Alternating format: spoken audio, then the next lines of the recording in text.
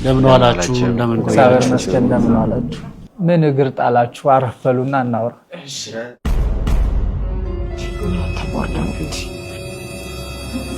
እንደው የመጣንበትን አላማ እንኳን ሳናሳካ አንቀመጥም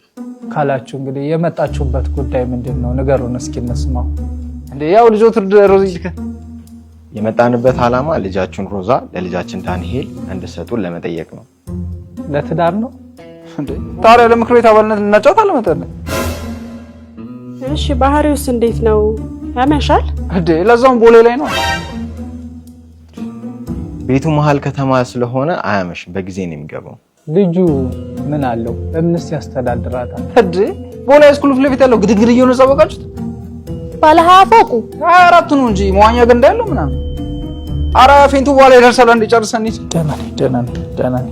እኛ ለማለት የፈለግነው እሱ ህንጻ ላይ ባለ 3 መኝታ ቀንጡ አፓርትመንት አለው እዛ ላይ ነው የሚያኖራት ለማለት ነው ታዲያ እንደዛ ይልቅ እንዴ